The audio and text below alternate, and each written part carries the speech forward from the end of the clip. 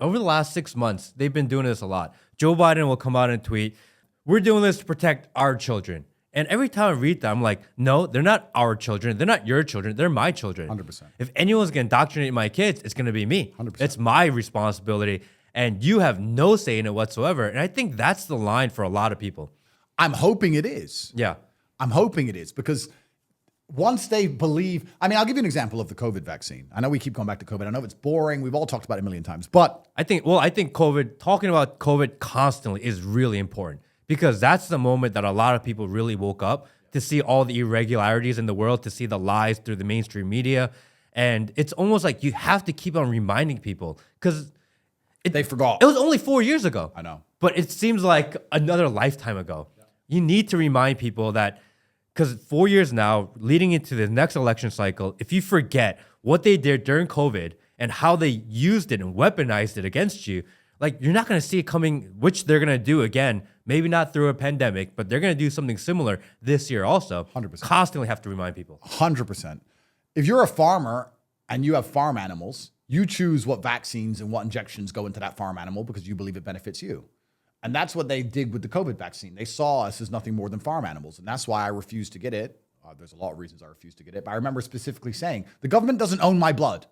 It's my blood. The government can have my passport and my ID number or whatever. It is my blood. And if I get caught, I bleed it and I need it so I can stay alive. It doesn't belong to them. It belongs to me. And I decide what's in it. By extension, not only do they think of you as a farm animal because they get to decide what's in your bloodstream, if you have a farm animal and that farm animal has calves, they see that as their property also. The government sees you as property. You're just one of the ants in the ant farm, one of the cows on the farm, one of the robots in their big corporate machine. And your children belong to them too, in their mind. And they want your children to be good, productive members of the matrix, which means they want to psyop our kids. And that's why that's exactly why they don't want a strong man and a loving wife and a good nuclear family, because you're now competition to their psyop machine. Their psyop machine is the internet and YouTube, and all the people who tell the truth are censored. All the garbage is allowed under the guise of freedom. And if you have the largest YouTube channel in the world, one of them has to become transgender for some reason. And then they go to school and they're all told all this other garbage. And you're fighting a very difficult fight. You only have a few hours a day with your kid. They have 12 hours a day of endless propaganda, garbage, insanity. And that's done on purpose. And if you have a strong household, a strong family household, they see that as competition. They don't sit and say, we want America to be built on the back of strong families.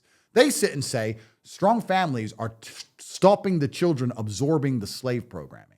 So how do we do this? How do we make sure the family is not as strong as it should be? Well, let's demasculinize the male, and let's use feminism to make the female intolerable, and let's make them both broke via inflation so they're busy working, and then let's take the kid away during amidst the chaos as the man argues with the woman, and the woman keeps talking about some garbage feminist crap she saw on The View, and neither of them can pay their bills. We'll just slowly take the little child away, and we'll put them in school, and we'll start pumping garbage in their ear. And before you know it, the kid will come home and say it wants to change genders, and the man will say, I want to stop that. The woman, because she listens to a bunch of feminist shit, thinks that anything a man says is instantly wrong, so she'll support the kid's insanity. The father will lose control of his own child. The child will start taking pills and mutilate itself, end up suicidal and kill itself at 23. Like, this is all happening. I'm not making this up. This is all happening right now. In any other country in the world, that would be unthinkable. But in the West, they've got their psyop so well orchestrated, so well oiled, they're beginning to pull it off. And what do we say about incremental and slow? Right now, you hear examples of court cases where the man loses control of his own son and his son changes gender, and it's kind of a news story. In 50 years from now, no one's even going to care. It's going to happen nonstop because it's incremental and slow. Just like somebody being transgender was very rare 20 years ago, and now it's normal. I'd argue now in 50 years from now, the number of fathers who are going to lose their son to becoming a girl is going to be off the charts, and no one's even going to talk about it. How do you resist these things? Well, it's difficult, but this is the truth, right? So this is the truth that we have to show. When I'm talking about telling people about the chessboard, this is the truth. The legal system will see your kid as nothing more but a tool to cuck you with, just to teach you a lesson. And they're going to build a new legal system with AI, a new one, a stronger one, a fairer one. You have to be very careful of these people because they don't care about you. I like the word you said. It was a very good word you used. You said you want to indoctrinate your kid. Yeah. Correct. As do I. My kid will think like me. Why am I paying for my kid? Why am I raising my child? Why am I dealing with its mother and all her headache if I don't get to decide how my son's going to be? What's the point then? If we're all just one big goo of genetic mess and we're all just generic humans which are programmed by the Matrix, why even have kids?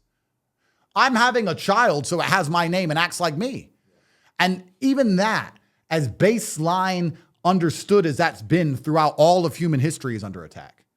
If you can't tell your children to think like you, if you can't be a man and protect your household and protect your relationship and protect your woman, like they are attacking the baseline nucleus of the masculine psyche.